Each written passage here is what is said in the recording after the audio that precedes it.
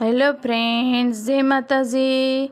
આજે હું બનાવી રહી છું અડદની દાળ, એકદમ ધાબા સ્ટાઇલ કાઠિયાવાડી અડદની દાળ।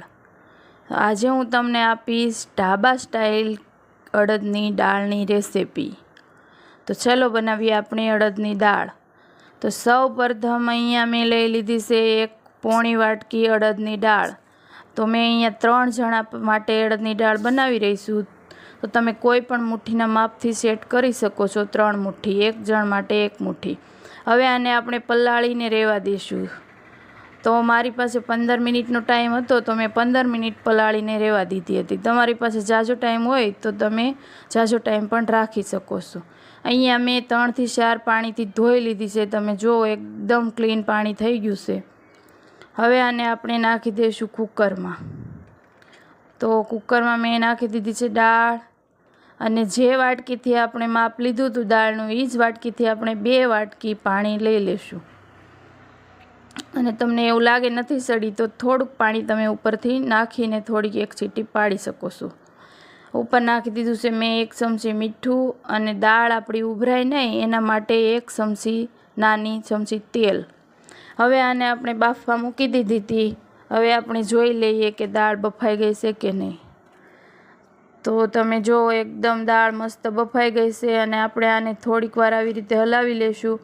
અડધી દાળ આપણે કસરી કરી નાખવાની છે, બધી દાળને મેશ નથી કરવાની। તો તમે જો એકદમ મસ્ત દાળ સડી ગઈ છે। હાથમાં લઈને પણ હું બતાવી દઉં તમને। જો તો આવી રીતે આપણી દાળ સડી જવી જોઈએ। દાળ સડી જાય અને પછી થોડીક વાર આપણે હલાવી અને અડધી મેશ કરી લેવાની। હવે અહીંયા મેં વઘાર માટે લઈ લીધી છે 2 ચમચી મોટી ચમચી તેલ। તમે ઓછું તેલ નાખતા હોય તો પણ ઓછું નાખી શકો છો।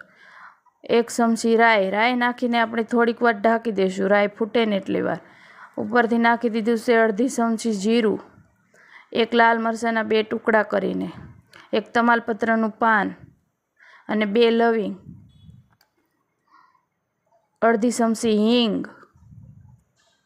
અને આપણે 3 થી 4 લીમડીના પાન, અને 1 મીડિયમ સાઇઝનું ટમેટું નાખીને આપણે તરત જ ઢાંકી દેવાનું છે, એટલે આપણો વઘારનો સ્વાદ એકદમ મસ્ત લાગે। તો આપણે થોડીક વાર માટે ઢાંકી દીધું હતું, અને હવે આપણે જોઈ લઈશું। હવે એમાં નાખી દઈશું આપણે ટમેટું ગળે એટલું અડધી ચમચી મીઠું। હવે મીઠું નાખીને થોડીક વાર માટે થવા દઈશું।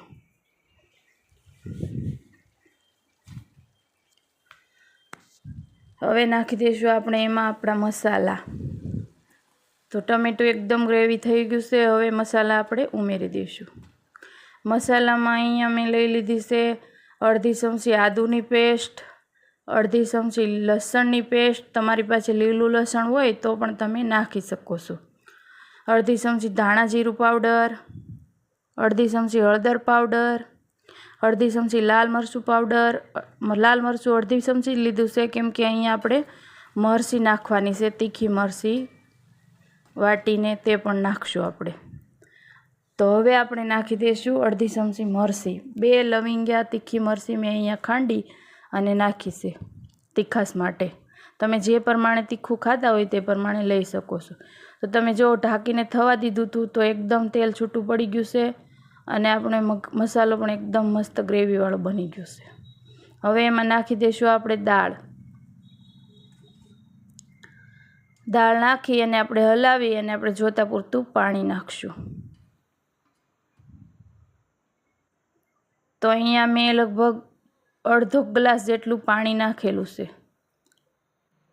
રસો કરવા માટે। તમારે જે પ્રમાણે આસી પતલી જાડી રાખવી હોય તે પ્રમાણે તમે પાણી નાખી શકો છો। હવે આને આપણે થવા દઈશું, અને તે દાળમાં નાખવાની લસણની ચટણી આપણે બનાવશું। તો ચટણી બનાવવા માટે મેં અહીંયા 4 થી 5 લસણની કળી લઈ લીધી છે। એમાં અડધી ચમચી જીરું, 1 ચમચી લાલ મરચું પાવડર, અને બધું આપણે બરાબર ખાંડી લઈશું। તો બધું બરાબર ખાંડી અને ચટણી બનીને તૈયાર છે। પણ આ ચટણીમાં કાચો લસણનો સ્વાદ આવે એના માટે આપણે વઘાર કરશું। તો અહીંયા મેં તેલ લઈ લીધું છે 1 ચમચી, નાની ચમચી તેલ લીધું છે, જાજુ નથી લેવાનું। એમાં કટિંગ કરીને અડધું મરચું, અડધી ચમચી આદુની પેસ્ટ, બધું બરાબર મિક્સ કરી લેશું આપણે. એને થોડીક વાર માટે થવા દીધું. હવે એમાં નાખી દઈશું આપણી ચટણી લસણવાળી. જો આવી રીતે કરવાથી લસણવાળી ચટણીમાં કાસો સ્વાદ નથી આવતો અને એકદમ મસ્ત ચટણી બનીને તૈયાર થાય છે. હવે ચટણી બરાબર મિક્સ થઈ ગઈ છે. એમાં મેં નાની અમથી 1 વાટકી પાણી નાખી દીધું છે. તો આ નાની 2 ચમચી જેટલું પાણી મેં નાખ્યું છે. હવે આને થવા દઈશું અને એમાં નાખી દઈશું આપણે સ્વાદ મુજબ મીઠું અને થોડીક અમથી ખાંડ તમારે નાખવી હોય તો તમે નાખી શકો છો, નહીંતર તમે સ્કીપ પણ કરી શકો છો. 1 અડધી ચમચી જેટલું લીંબુનું રસ.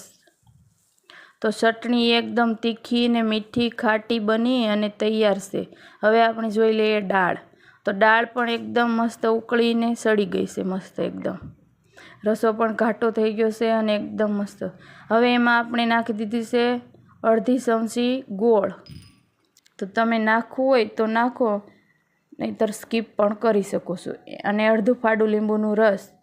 જો આવી રીતે ગોળ અને લીંબુનું રસ નાખવાથી એકદમ ઢાબા સ્ટાઇલ દાળ બને છે. અને ઉપરથી મેં નાખી દીધા છે થોડાક ધાણા અને 2 થી 3 લીમડીના પાન. આવી રીતે ઉપરથી લીમડીના પાન નાખવાથી ખૂબ જ મસ્ત ટેસ્ટ આવે છે લીમડીનો અને બહુ જ મસ્ત દાળ બને છે. તો તમે જુઓ એકદમ કલર પણ મસ્ત આવ્યો છે અને દાળ બનીને તૈયાર છે. તો તમે જોઈ શકો છો દાળ. તો તમને મારી આ રેસીપી જરાક પણ પસંદ આવી હોય તો લાઈક, શેર અને સબસ્ક્રાઈબ કરવાનું ભૂલતા નહીં. તો તમે જોઈ શકો છો દાળનો કલર અને એકદમ મસ્ત દાળ બનીને તૈયાર છે. હવે દાળને એકદમ સ્પાઇસી અને ખાટી મીઠી બનાવવા માટે આપણે એમાં નાખી દીધી છે ચટણી. જે લસણની ચટણી બનાવી હતી તે ચટણી નાખી અને આપણે 1 ચમચી ઘી નાખી દઈશું. જય માતા.